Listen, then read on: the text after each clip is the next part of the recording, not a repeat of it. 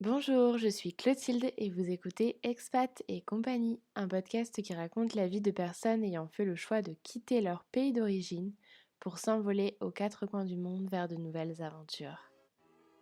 Il y a eu du changement depuis la création de ce podcast puisque je suis désormais moi-même expatriée à Berlin. Si tu as des questions sur l'expatriation, écris-moi sur Instagram, je te mettrai le lien dans la description. Et pour soutenir ce podcast indépendant, abonne-toi. Si un épisode t'a plu et que tu penses qu'il peut intéresser quelqu'un, partage-le avec tes proches. Bonne écoute. Bonjour et bienvenue dans un nouvel épisode d'Expat et compagnie. Nous allons partir aujourd'hui pour une destination qui est assez lointaine. Nous allons à Mayotte, qui est située à plus de 8000 km de la France métropolitaine. Située dans l'archipel des Comores, Mayotte est constituée de deux îles principales et donc de plusieurs petites îles. Dans l'océan Indien, si vous ne voyez pas où c'est exactement, je dirais que c'est proche de Madagascar. Pour vous situer un petit peu plus, ce département est un département d'outre-mer, une région française. Mayotte n'est pas une destination qu'on pourrait appeler en tant que telle une destination d'expatriation, mais tout de même, la vie y est bien différente de la vie en France. Et c'est cette raison pour laquelle nous accueillons aujourd'hui Caroline.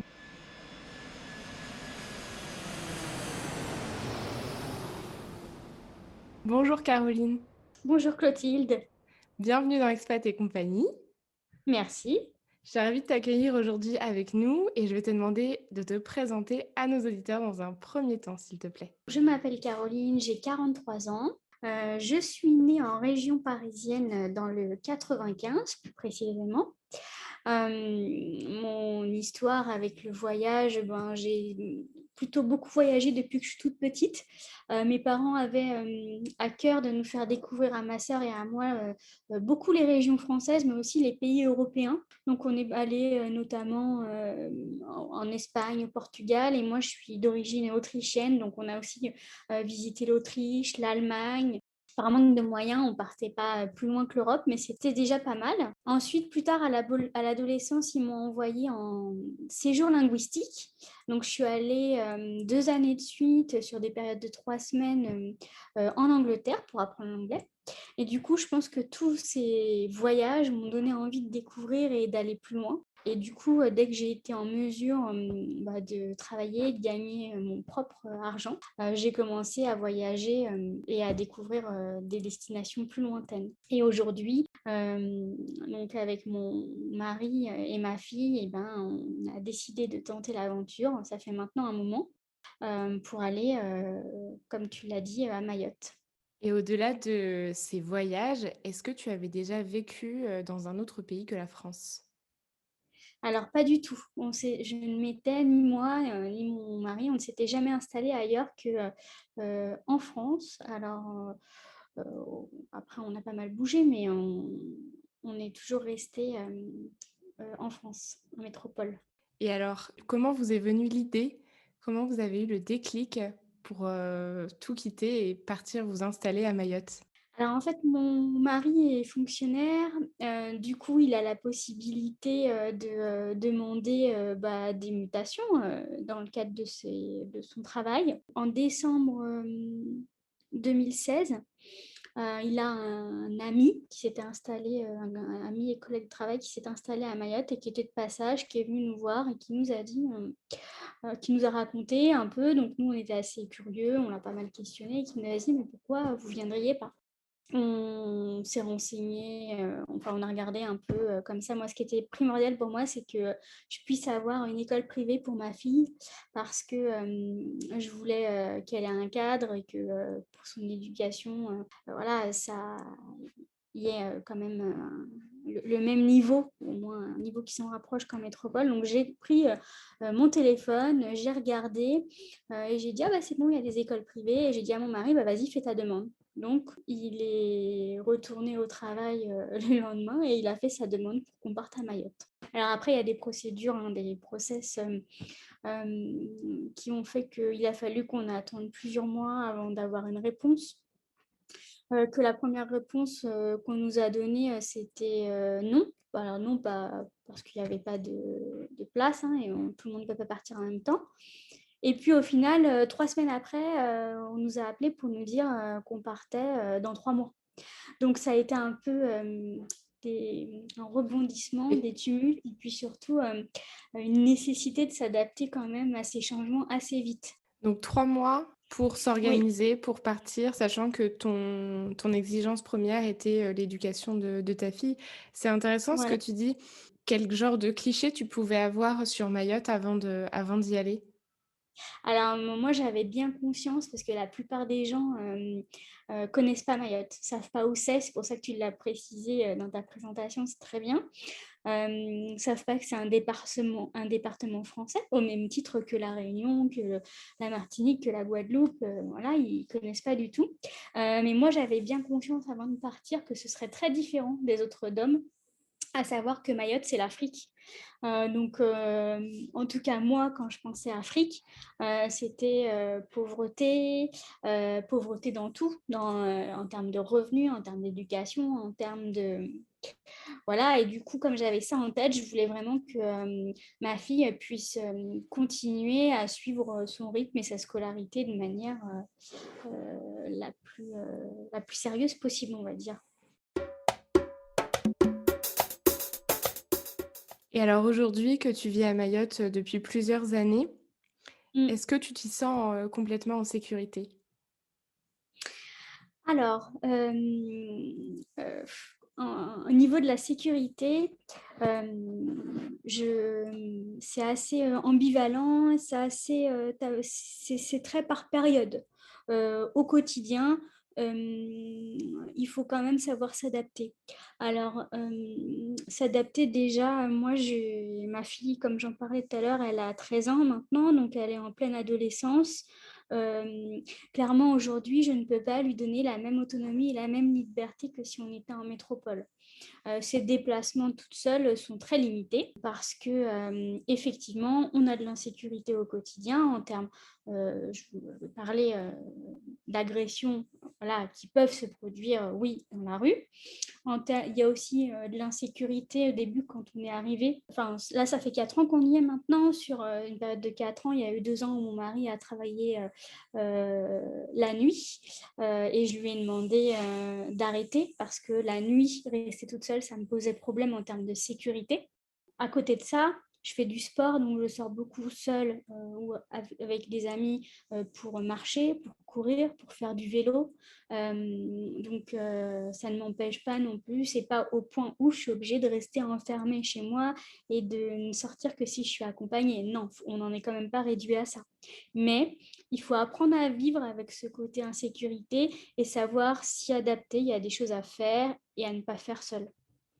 Et je suppose que depuis 4 ans que vous y êtes, tu as pas mal de recul là-dessus et c'est hyper bien, que tu dises qu'il voilà, il faille s'adapter. Est-ce qu'aujourd'hui, tu regrettes d'être partie à Mayotte ou est-ce que tu aurais envie d'y rester? Je regrette absolument pas d'être venue à Mayotte. C'est une expérience de vie qui a vraiment été très très riche. Y rester sur le long terme, en ce qui me concerne, non.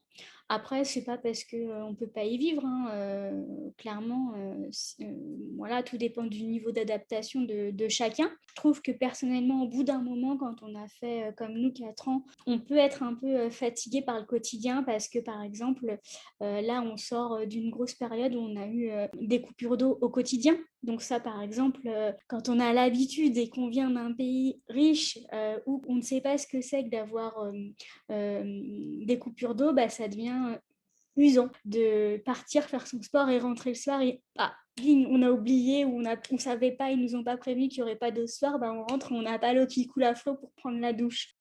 Le côté alimentaire ici aussi. Alors, comme tu l'as dit, on n'est pas loin de Madagascar, on n'est pas loin de la Réunion. C'est deux pays ou deux îles où on mange bien. Où, voilà. À Mayotte, c'est pas le cas. On a des ruptures sur les denrées alimentaires très fréquentes, mais sur des produits basiques. Je peux rester des fois des semaines et sans savoir pourquoi. Je vais pas trouver un paquet de farine, je vais pas trouver une boîte d'œufs, je vais pas trouver un filet de pommes de terre. Donc, effectivement, tout ça aussi, on s'y habitue, mais ça peut être fatigant au bout d'un certain temps. Donc ça demande finalement une certaine, flexibilité et c'est un petit peu l'aventure finalement de vivre à Mayotte. Ouais, Tu me disais en off que tu n'avais pas de fenêtre puisqu'ici, les Oui, fenêtres sont des volets simplement avec des barreaux pour faire effet de climatisation, quand il fait trop chaud. oui, C'est le genre de c'est ça. choses qui dépaysent complètement et ce mode de vie est finalement hyper atypique et hyper intriguant et enfin très intéressant. C'est vraiment l'Afrique, c'est le côté très africain, voilà, qu'on retrouve, à Mayotte. Donc faut savoir qu'on a, 60 de la population, si je me trompe pas, qui a moins de 16 ans. Donc il y a beaucoup, d'enfants, de jeunes enfants. Donc à côté de ça, bah, on a beaucoup de structures, pour les accueillir. Après, le niveau des structures, on pourra en parler, mais il y a beaucoup d'écoles à Mayotte, beaucoup de collèges, il y a des écoles, voilà, tous les 500 mètres. Le gros côté atypique de Mayotte aussi, c'est que la religion principale ici, c'est la religion musulmane. Donc, il y a un mode de vie aussi qui est axé sur cette religion. Donc, il y a beaucoup de mosquées à Mayotte. Je crois, je regardais les chiffres l'autre jour, il n'y a pas loin de 300 mosquées. Alors, ça va de la plus belle mosquée, voilà, que quand on passe devant, on va voir. Parfois, une mosquée, ça peut être simplement, on pense quand on passe devant que c'est une maison, en fait, non. C'est bien un lieu de culte, c'est bien une mosquée, mais titre beaucoup plus familial et beaucoup plus confidentiel. On vit au rythme de l'appel à la prière, 5 fois par jour, il me semble. Je le compte même plus, mais ça fait partie de mon quotidien d'entendre Oui. l'appel à la prière un peu parfois, comme quand on habite devant une église et qu'on a les sonneries des cloches, un peu pareil. Donc on a tout ça qui rythme notre quotidien. On a plus de jours fériés, puisqu'on a les jours fériés de métropole, plus les jours fériés liés aux fêtes musulmanes, à l'Aïd, tout ça. Donc voilà, il faut apprendre à vivre dans cet environnement qui est quand même aussi différent. Et alors en termes, d'activité, est-ce que, tu disais donc que tu faisais du sport et cetera. Est-ce qu'en termes de loisirs, je pense notamment, liés à l'océan puisque, bah, Mayotte est entourée, d'une barrière de corail, Mm. c'est plutôt connu. En tout cas, moi, ce qui me vient à l'esprit, voilà, ça va être, la plongée, nager dans le lagon, tout ce qui est, réserve marine. Est-ce que du coup, ça veut dire que tes week-ends, tu les passes, à la plage? Comment ça se passe? Eh bah oui, oui Clotilde, c'est tout à fait ça. En fait, paradoxalement, ça c'est vraiment le paradoxe de Mayotte, il y a tout ce côté un peu négatif dont on a parlé. Et il y a une des plus belles beautés au monde, je pense, parce que Mayotte, le lagon, c'est un des plus beaux au monde. Je ne sais pas s'il n'est pas classé dans les 4 premiers. Il y a une faune et une flore qui est impressionnante. Donc effectivement, on passe beaucoup de notre temps de repos, je vais dire, à donc, aller à la plage. La plupart du temps, quand on se baigne ou qu'on fait du bateau, moi je fais aussi, on est plusieurs, beaucoup à faire ça, beaucoup de paddle et de kayak aussi. À chaque fois qu'on fait ces sorties, que ce soit en bateau ou même en paddle récemment, il n'est pas rare que tu te retrouves au milieu d'un banc de dauphins, au milieu Waouh! des tortues.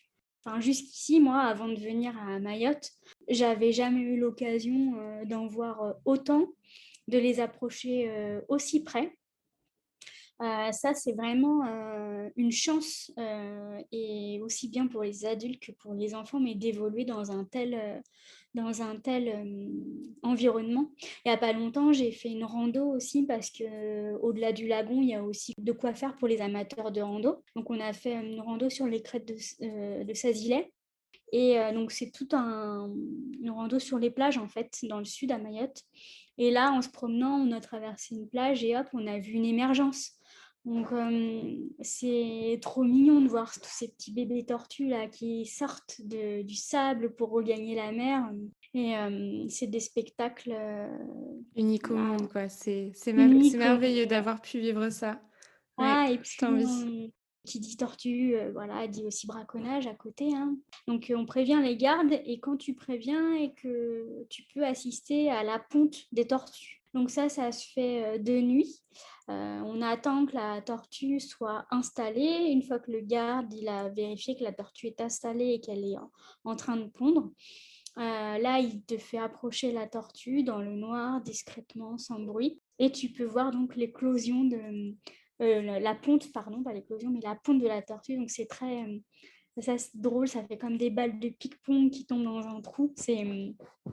Et puis surtout de voir les tortues qui viennent pondre sur la plage sont énormes. Je sais pas, ça fait au moins 60 ou 80 kilos.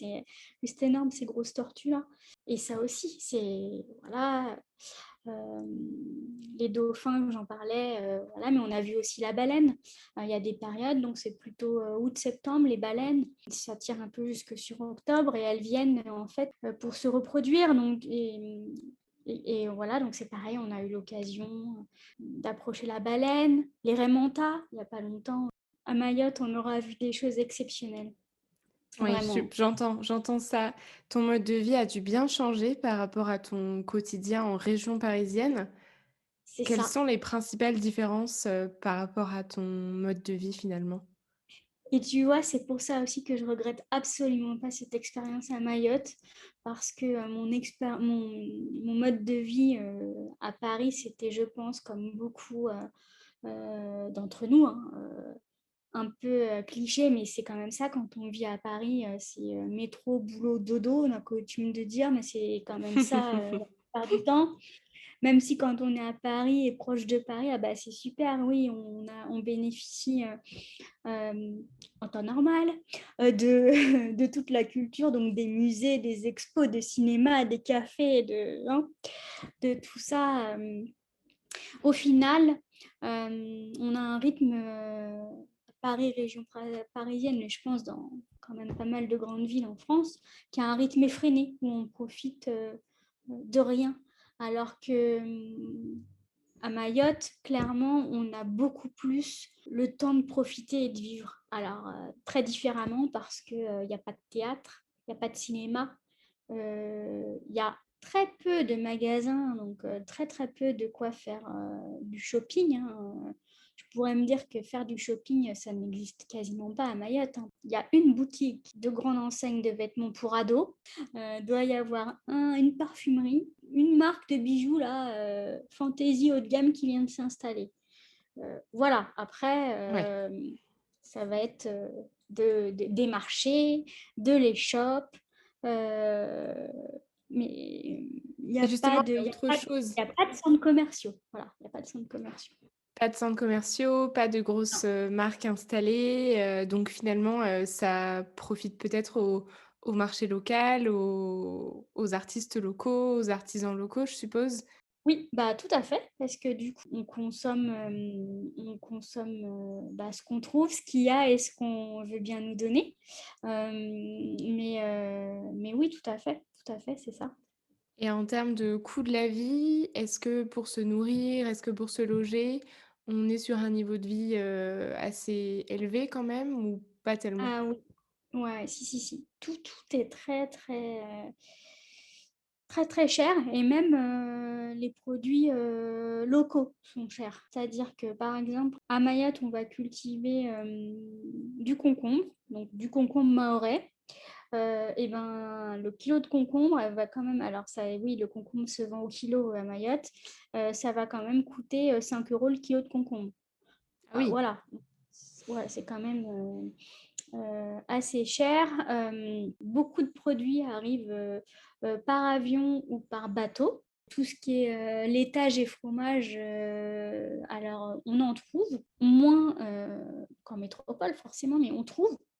Par contre, moi, c'est pareil, depuis qu'on habite ici, clairement, j'ai fait le choix de faire mes yaourts parce que 6 ou 7 euros le paquet de yaourts entre 4 et 6 yaourts en fonction de la variété, c'est pareil, c'est C'est hors excessif, de hein. prix. Et est-ce que C'est hors de justement, ça prix. demande pas de s'adapter aussi, en termes de régime alimentaire, de changer un peu ses habitudes et de pas consommer comme on consommait, en France métropolitaine? Ah bah, alors, moi déjà à la base, quand j'étais en métropole, je consommais peu de produits transformés, mais alors d'autant plus depuis qu'on est ici. Et puis, on a la chance d'avoir, parce que donc j'habite en petite terre, comme tu l'as dit, Mayotte, c'est deux îles, hein. C'est Grande Terre et Petite Terre. Donc moi, j'habite en petite terre et en petite terre, c'est rare de trouver une maison avec un grand jardin. Moi, j'ai cette chance d'avoir un grand jardin. J'ai 600 mètres carrés de jardin, et mon jardin me nourrit un peu puisqu'on va y trouver par exemple des bananes, des bananiers. Donc on a de la banane régulièrement. J'ai un cocotier, donc on va avoir de la coco. On a planté des fruits de la passion, donc on a du fruit de la passion. J'ai un arbre à pomme cannelle. On a des ananas. Donc oui, voilà, on va consommer toutes ces choses-là que tu trouves en bord de route et sur les marchés de manière assez courante. Moi, j'ai la chance d'en avoir en plus dans le jardin. On s'adapte, mais malgré tout, tu sais, quand tu viens d'Europe, des pays riches où on a l'habitude de pouvoir consommer, et puis la France, le pays de la gastronomie, rappelons-le, Ah oui. comment avec tous ces... Voilà, hein, une bonne raclette, une bonne fondue, une bonne bouillabaisse, une bonne... voilà. Donc, c'est quand même parfois difficile de se contenter que des fruits que je viens de citer, de restreindre sa consommation de viande à du poulet et à du poisson fraîchement pêché. Tout ça, en fait, je pense que ça fait rêver et ça donne beaucoup envie quand on part en vacances. Mais après, quand on vit sur une île et qu'on y est et qu'on n'a que ça à consommer, et bah tout de suite, ça fait relativiser. Ouais, je te comprends et en même temps, on peut pas cracher dessus, hein. Je rêverais Non, d'avoir du non, non. poisson frais. Oui, tout à fait, tout à fait. En plus, moi, mon mari il pêche, donc il remplit le congèle. Et de temps en temps, il va aussi au calamar. Donc ça, c'est à la tombée de la nuit. Et puis, il regarde les marées. Il faut que la marée soit favorable. Et il pêche le calamar aussi. Donc, il ramène du calamar. C'est super. Ça donne Ouais. enfin moi personnellement ça me donne envie, mais je peux comprendre, personnellement en étant en Europe, à Berlin, j'ai quand même ce manque voilà, de produits français en termes de fromage et de charcuterie. Enfin, tu parlais de raclette, donc je rebondis là-dessus. Forcément, ça m'y fait penser et c'est vrai qu'on a du mal à trouver ce genre de produit déjà en Allemagne. Tu sais, au mois de décembre dernier, je suis allée, les frontières là, étaient réouvertes. On a sauté sur l'occasion. Bah, ça tombait bien, on avait de toute manière prévu notre séjour à La Réunion en décembre. Écoute, j'ai mangé une choucroute à La Réunion. J'avais envie, depuis je ne sais combien de semaines, d'une choucroute, donc j'ai mangé une choucroute. Et Voilà. pourtant, c'est pas vraiment, typique de La Réunion, hein. Pas vraiment, hein, mais on trouve plus de choses, du coup, il y a plus d'enseignes, plus de Ouais, grandes enseignes. On complètement. a été dans une grande, dans un grand restaurant, là, une chaîne, là, où ils faisaient la choucroute et on a mangé la choucroute. Et est-ce qu'en termes de cuisine justement, tant qu'on est dans le sujet, quels sont les plats typiques, mahorais que tu as pu, découvrir ici? Alors, la gastronomie mahoraise. Alors, donc les mabawa, c'est des ailes de poulet qu'on fait griller bah, au barbecue. Donc, les Mahorais en sont très friands. Ils accompagnent ça en principe donc soit d'une racine, donc de manioc, ou de fruits à pain. Le fruit à pain, il est soit frit, et le manioc, ils sont soit frits, soit cuits à la vapeur. Et ça accompagne les mabawa. Aussi des petites brochettes de poisson. Donc on mange un peu de tout comme ça coûte par exemple pas cher du tout. On prend un peu matbawa, un peu des brochettes de poisson, un peu de fruits à pain et hop, et ça fait un repas rapide, convivial, comme ça à partager. Ça, c'est vraiment le côté... euh, Rustique, local, très typique. voilà. Mmh. Et après, on va trouver des plats qu'on trouve dans l'océan Indien plus de manière générale. On va manger des samoussas. Donc ça, les samoussas, ben, on en mange aussi à La Réunion, on va en manger aussi à Madagascar. On va trouver des plats à base de poisson, de viande et de lait de coco. Donc du poulet coco. On va manger des caris. Donc les caris, c'est des plats de viande ou de poisson, pareil, en sauce, avec de la sauce tomate et beaucoup d'épices. Beaucoup de curcuma, de gingembre, de curry. Enfin, on va trouver beaucoup de ces plats-là, pareil, qui se vendent beaucoup aussi à emporter ou à consommer dans des petits restos locaux. Et tout ça, c'est souvent accompagné du poutou. Donc le poutou, bah, c'est le piment local. Oui. Caroline, est-ce que tu te sens, pleinement intégrée à Mayotte? Alors, oui, Mayotte, c'est devenu, chez moi. Malgré tous les inconvénients et aussi grâce à tout ce qu'il y a de très beau à Mayotte, je peux te dire que oui, je suis intégrée et je suis chez moi. J'ai des habitudes, je sais où est l'école, je sais où est la banque, je sais où est le médecin, je sais où est le dentiste, enfin bon, voilà, je suis intégrée en termes de vie. J'ai des copines, hein, qui sont aussi, mahoraises. C'est plutôt des copines qui se définissent elles-mêmes, je tiens à le dire, hein, comme des mahoraises métropolisées. C'est plus là. Des vrais liens d'amitié avec, des gens, des locaux qui vivent ici, je n'en ai pas. Je pense que c'est plus parce que ça ne s'est pas présenté. Je pense qu'aussi que les manières de vivre sont vraiment différentes. On vit plus effectivement avec des expatriés, des collègues de mon mari ou des gens ou des métropolitains qui se sont installés ici, qu'on a rencontrés. Mais c'est vrai que notre environnement, c'est beaucoup des métropolitains établis ici ou qui, Ouais. ça on Est-ce pourrait qu'il y a une apprendre grosse depuis longtemps. communauté, d'expatriés, à Mayotte? Oui, oui, oui, ah oui, il y a beaucoup de fonctionnaires en fait qui sont venus de métropole pour s'installer ici, dans tous les secteurs.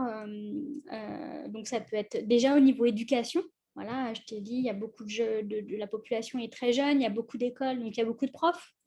Au niveau insécurité, il y a beaucoup d'insécurité, donc il y a beaucoup de fonctionnaires de police, de gendarmes, de l'armée qui sont présents.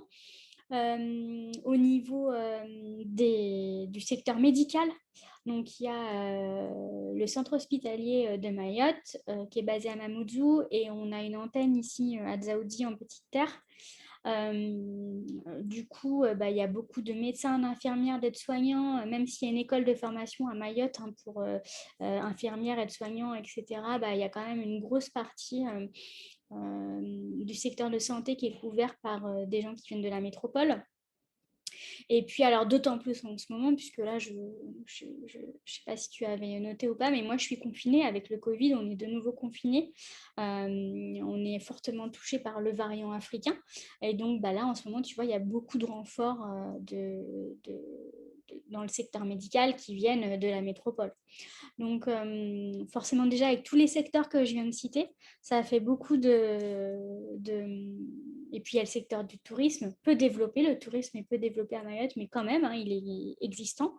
Et c'est beaucoup tenu par aussi des gens de la métropole, alors qu'ils se sont installés ici, qui vivent depuis des années. Je connais des gens qui vivent ici depuis plus de 10 ans, voilà, 15 ans, et qui s'y sentent bien et qui ont développé leur business. Bah, en parlant de business, c'est très bien, merci pour, la petite, liaison. On va parler de ta vie professionnelle puisque Caroline, tu as suivi ton compagnon fonctionnaire comme on le disait.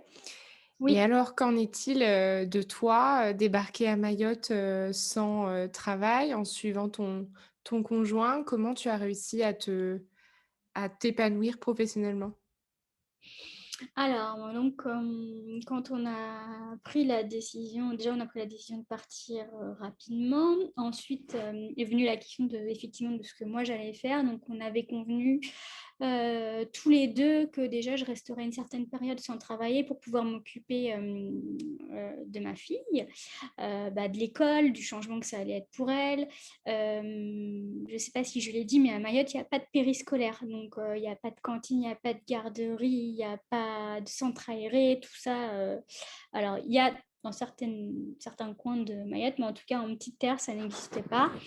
En plus, les horaires ne sont pas accommodes. L'école, c'est 7h, 10h30 avec une coupure jusqu'à 13h30 et ensuite, ils reprennent à 13h30 jusqu'à 16h. Comment Donc, tu expliques cette, coupure? alors écoute, je pense que c'est lié à la chaleur et en fait qu'il fasse que ce soit le moment le plus chaud de la journée. À part ça, je n'ai pas vraiment d'explication Non, mais je sur crois que ça. c'est Moi, essentiellement ça, c'est la température. Par ouais, exemple, vous avez quel type de température en plein été? ah on peut monter jusqu'à 42 degrés hein, au plus fort de la journée. Ouais, donc Euh, vers l'heure du déjeuner, donc c'est pour ça qu'ils ont une ça, coupure, c'est vrai que ça peut être très compliqué de se concentrer par des fortes chaleurs, et de supporter d'être à l'école, c'est ça. enfermé, Sachant qu'il n'y a pas la climatisation dans toutes les écoles ni dans toutes les classes de l'école. Quand il y a une clim, et ben, c'est souvent il arrive souvent qu'elle soit en panne. Enfin bon, je, voilà, je passe les détails. Donc, moi, j'avais fait le choix de l'école privée pour ma fille parce que les horaires, c'était 7h midi. Donc, c'était beaucoup plus pratique. Et je m'étais dit, pour elle, ça sera aussi beaucoup moins fatigant. Alors, au moins les après-midi pour faire les devoirs et se reposer. Au début, quand on est arrivé, je me suis dit, ce sera aussi mieux. Et puis, peut-être un peu plus pratique pour moi aussi.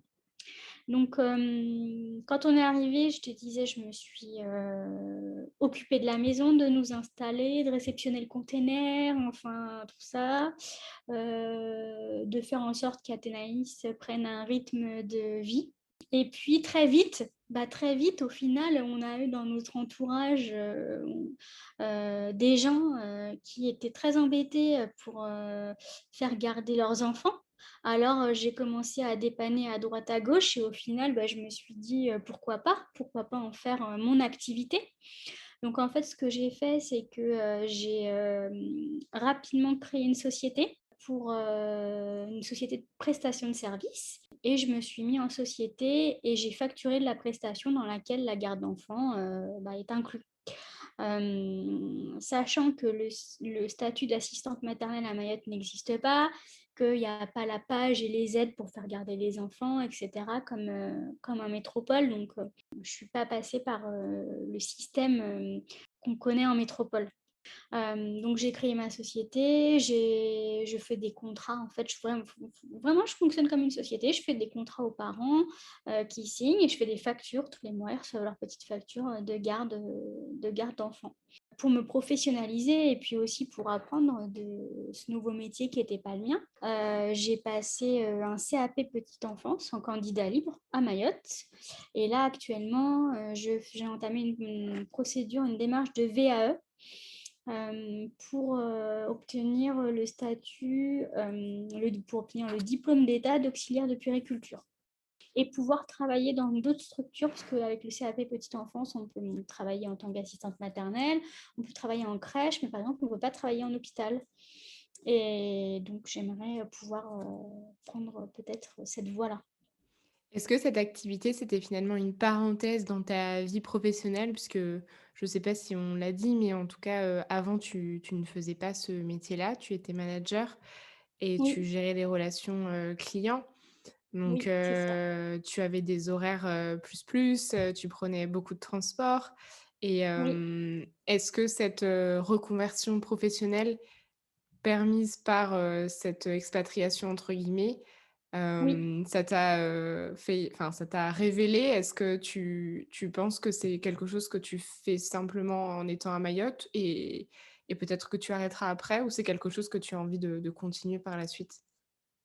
Alors, non, je reprendrai. Alors, déjà, je ne reprendrai pas mon ancienne activité parce que je pense qu'après 4 ans d'expatriation comme ça, en plus, dans une île aussi atypique, revenir et me revendre sur le marché avec cette expérience dans un marché hyper concurrentiel, ça ne serait pas impossible, mais je pense très fortement que ça va être très compliqué. Voilà.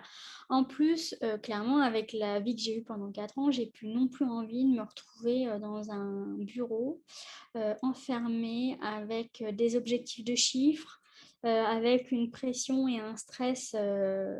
Voilà, j'ai plus vraiment envie de cette vie-là. Les horaires de transport aussi, les heures de transport, comme tu l'as si bien dit. Donc, clairement, je pense que la voie et le chemin que j'ai pris, ça va être celui que je vais continuer quand je vais arriver en métropole, sachant que derrière, on aimerait bien repartir et que du coup, ça me permet de trouver du travail beaucoup plus rapidement si on repart ailleurs. Ouais. Donc, on va parler un petit peu de vos projets pour 2021. Donc ton compagnon avait un contrat de 4 ans, si je dis pas de Oui. bêtises, pour son poste, en tant que fonctionnaire à Mayotte. Donc là, vous avez un retour prévu, pour quand? Un retour en France métropolitaine pour quand? Alors, bah, ça va être fin du mois de juillet, Donc très bientôt. très bientôt. Je vide la maison, je m'organise pour le retour. Et donc ensuite peut-être Saint-Martin, comme tu disais ou ailleurs. En tout cas, tu as toujours envie de vivre sur une île et de t'enrichir de nouvelles expériences, sous les tropiques. Tu Tout es à piqué fait, par le virus des tropiques. c'est ça. Est-ce que tu aurais des conseils à donner aux personnes qui nous écoutent et qui auraient envie de partir vivre à Mayotte? Alors, moi, je leur dirais, de pas hésiter parce que c'est une très belle expérience de vie. Voilà, on en apprend beaucoup, sur soi, sur les autres, ça a un côté quand même qui est assez magique et agréable. Après, je pense qu'il faut vraiment bien se renseigner et y aller en âme et conscience et en étant conscient du contexte dans lequel on va évoluer. C'est important d'en prendre toute la mesure avant pour bien vivre son séjour.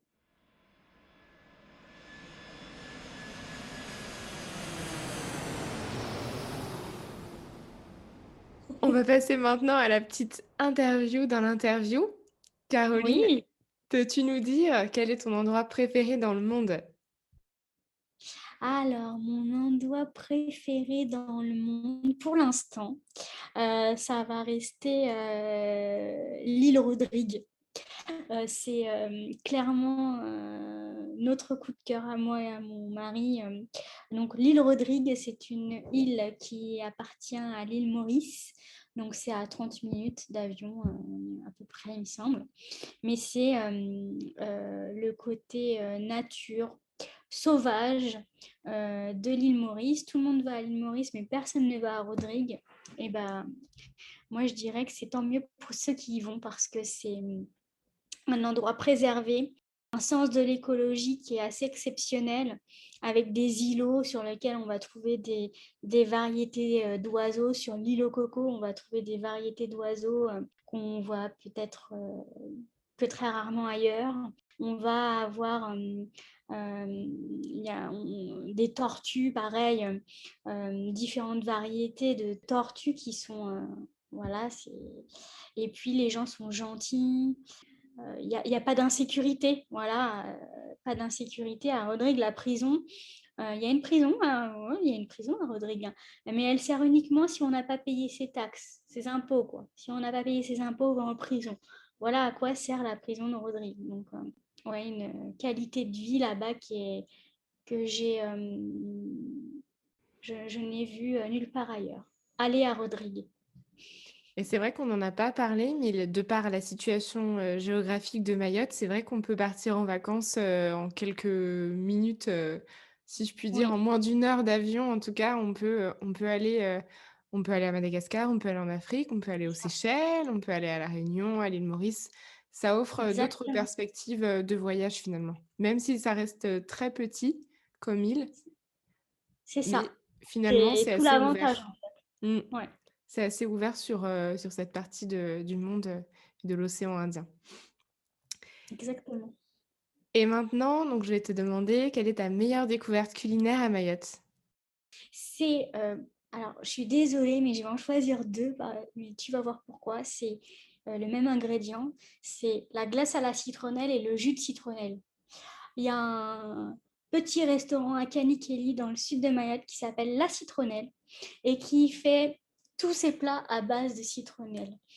Et alors, il fait un jus et une glace à base de citronnelle. D'ailleurs, c'est vert, hein, la glace est verte, le jus est vert.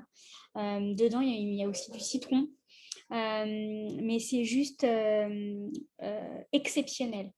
Et à l'inverse, quelle est ta pire découverte culinaire à Mayotte? Alors, ma pire expérience culinaire, c'est le bread. pour ceux qui ne connaissent pas, c'est une grande plante verte, hein, avec des feuilles vertes. Donc, il y en a avec des petites feuilles, avec des grandes feuilles. Et puis, ça se mélange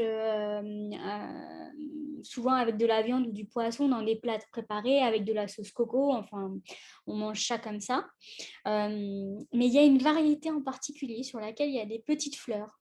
Et si tu le cuisines pas bien, ce qui m'est arrivé une fois, ou si tu fais pas attention, en fait, cette fleur, ça te brûle et ça te paralyse la langue, la bouche, un peu comme une anesthésie, tu vois, chez le dentiste.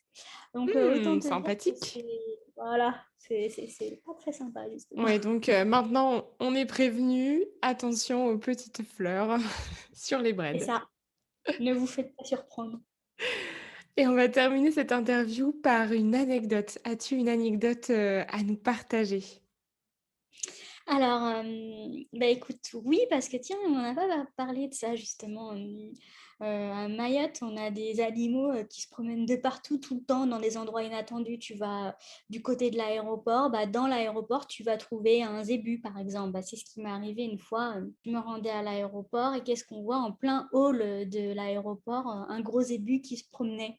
Donc, il y a des animaux comme ça, des zébus, des poules, beaucoup de poules partout, des poules sauvages. Et un matin, maman, j'étais un peu pressée. J'ouvre le portail pour sortir la voiture. Et là, j'ai pas eu le temps de réagir. Je ne m'attendais pas du tout devant chez moi. Ma chienne, on a un chien, a vu tout ça avant moi, est partie comme une trombe, a couru.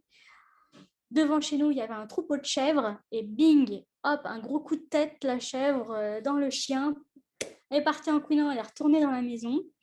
Et voilà, ce troupeau de chèvres qui était dans la rue, qui se promenait, qui broutait tout seul. Et, enfin, ils broutaient d'ailleurs. Ils avaient été déposés par leur maître le matin, attachés à des arbres. Ils étaient devant chez moi parce que bien évidemment, c'était le meilleur endroit sûrement pour les mettre, hein, ces chèvres. Et elles sont restées là toute la journée. Donc voilà, ça fait partie des anecdotes, ça, avec le zébu dans l'aéroport, les chèvres devant chez moi, les poules dans la rue, dans les poubelles, qui mangent les poubelles, hein. Voilà, ça fait partie du côté atypique de Mayotte, ça. En tout cas, merci beaucoup. Tu nous as planté le décor de façon très honnête. Avantages, inconvénients, on est prévenu, on sait à quoi s'en tenir. Et moi, j'aime ça. J'aime quand c'est un témoignage honnête. On n'est pas là pour vanter juste le plaisir de la plage et des tortues et de tout ce qui est beau. Il y a aussi des côtés un peu plus, voilà, un peu peut-être plus négatif, mais finalement, moi, je trouve ça chouette, ces histoires de chèvres, enfin, c'est ce qui fait, tout le charme, du pays, quoi. Le côté atypique. Ouais, complètement. Merci beaucoup Caroline pour cette interview. Avec plaisir, Clotilde.